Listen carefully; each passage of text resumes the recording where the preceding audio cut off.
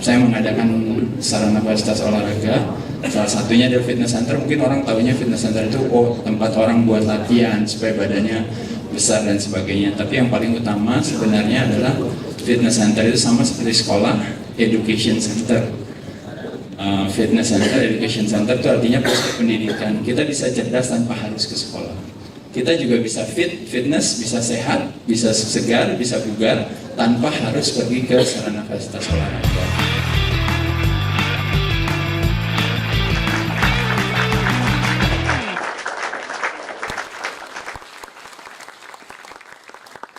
Saya bergerak di bidang kesehatan, Pak.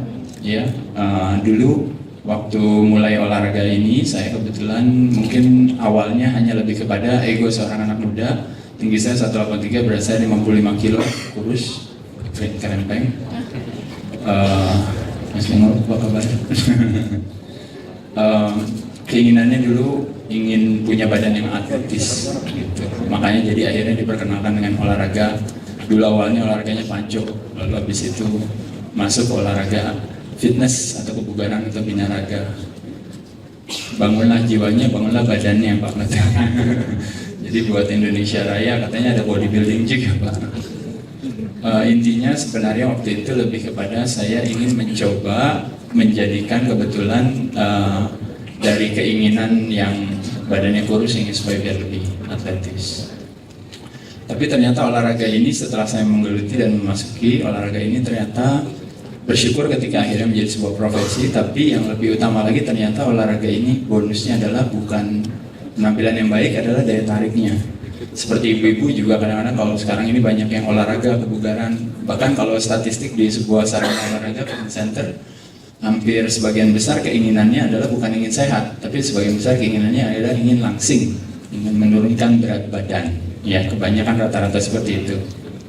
Tapi ternyata bonusnya dengan keinginan punya strategi yang tepat, ingin mau punya badan langsing, taunya ternyata badannya jadi lebih sehat. Tapi kalau ditanya kita menjual sehat mau gak? Tidak mau. Karena memang kembali lagi ada istilah yang mengatakan bahwa sehat tidak menarik selagi masih kita miliki. Baru menjadi begitu menarik pada saat dia pergi dari kita. Jadi kalau dia pergi dari kita baru menarik. Tapi kalau pas kita milik masih ada, kita sewenang-wenang terhadap kesehatan kita. Mencari sehat atau mempertahankan sehat pada saat dimana sehat masih kita miliki menjadi mudah dan murah, katanya orang bilang.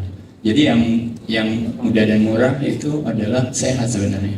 Tapi mencari sehat pada saat dimana sehat sudah pergi dari kita akhirnya menjadi mahal dan susah. Mahal mesti bayar, susah belum tentu sembuh maksudnya. Jadi betapa sakit itu ibarat sudah jatuh tertimpa tangga, rasanya tidak enak harus bayar lagi.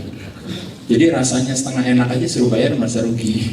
Apalagi rasanya tidak enak tapi kita suruh bayar. Makanya bagi saya sebenarnya aktivitas yang paling konsumtif sebenarnya adalah bukan pada saat kita membeli barang atau membeli sebuah produk. Apalagi kalau produknya adalah produk-produk yang diciptakan oleh para entrepreneur yang luar biasa. Tapi aktivitas yang paling konsumtif adalah ketika kita harus membeli sehat.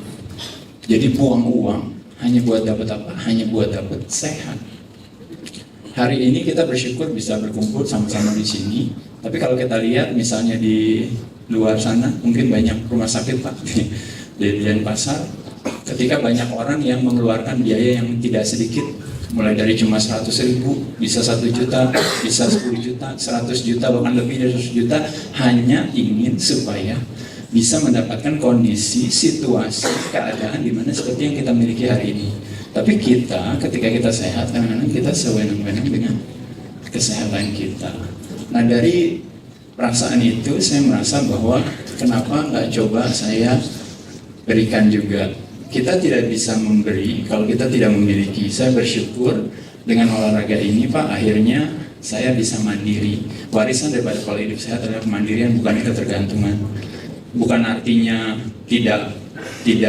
bukan artinya rumah sakit, dokter, apotek dan sebagainya tidak bermanfaat, bukan, Pak, ya. Tapi maksudnya lebih kepada kita tidak menggantungkan diri kita. Tapi kalau seandainya harus sakit kita terima. Jadi sehat itu bukan berarti kita paling sehat, tapi dalam arti kita punya niatan sehat. Jadi sehat bukan yang utama, teman-teman sekalian, tapi yang utama kalau seandainya tidak bisa diraih kalau kita tidak memiliki kesehatan itu. Jadi Di tahun 2000-an pada saat itu saya memutuskan untuk berhenti bertanding. Saya mulai berfokus kepada pengembangan sarana fasilitas olahraga. Kebetulan termasuk juga informasi dan pengetahuan. Kalau parameter daripada kesehatan sebuah bangsa, itu yang dikenal dengan yang namanya usia harapan hidup atau yang disebut namanya tingkat mortalitas. Tingkat mortalitas di Indonesia, kalau bapak ibu tahu kira-kira umur berapa? Bukan artinya kita tahu bahwa ada bapak ibu atau kakek nenek kita yang hidup sampai umur berapa, tapi rata-rata masyarakat di Indonesia meninggal umur berapa kira-kira. Yang disebut namanya tingkat mortalitas. Kalau di Amerika itu katanya di tahun 1908 usia harapan hidupnya cuma 48 tahun sampai 50 tahun Pak. 100 tahun kemudian di tahun 2008 usia harapan hidupnya meningkat jadi 78 sampai 80 tahun. Di tahun 2016 ini terjadi peningkatan lagi lebih dari 80 tahun ke atas. Di Indonesia usia harapan hidup masyarakatnya mungkin nanti di Kota Denpasar beda lagi ya Pak ya.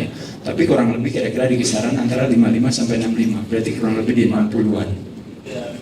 Iya, itu kalau kurang lebih Pak bagus sekali, itu berarti kalau di Denpasar luar biasa ya. Mungkin kalau dibandingin sama di Jakarta mungkin beda sekali Pak ya. Tapi secara umum masyarakat di Indonesia usia harapan hidupnya bukan terjadi sebuah kemajuan tapi terjadi penurunan. Uniknya kenapa? Karena di satu sisi sarana fasilitas olahraga semakin baik, sarana fasilitas kesehatan semakin baik, berbagai ahli kesehatan, informasi, teknologi, berbagai hal tentang kesehatan semakin baik, tapi orang sakit juga semakin banyak. Jadi mungkin saya rasa tantangannya adalah kira-kira seperti itu Pak. Jadi mungkin salah satunya yang coba kita lakukan adalah dengan sedikit saya mengadakan sarana fasilitas olahraga.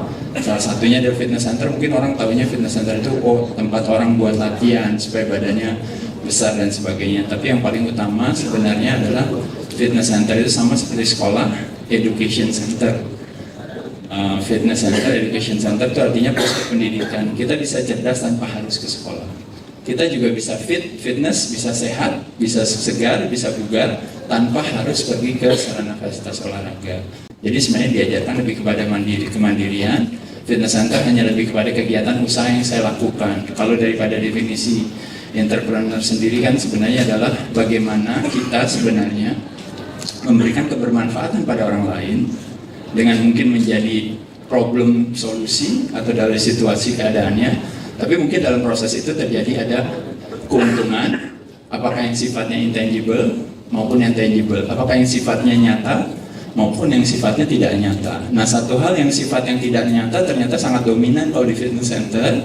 Ketika saya membuka usaha sarana fasilitas olahraga, di satu sisi ya kurang lebih mungkin 3 tahun, 5 tahun berbalik modal Pak dengan investasi yang ada. Tapi yang lebih utama yang paling kita dapatkan, keuntungan yang paling besar buat kita semua, terutama yang menjalankan sarana fasilitas kebugaran adalah ketika kita membuat sebuah sarana fasilitas kebugaran langsung nyata bermanfaat bagi orang banyak. Jadi saya rasa ketika kita bermanfaat bagi banyak orang lain, pada saat itulah ternyata tanpa kita sadari usaha kita menjadi terus tumbuh dan berkembang.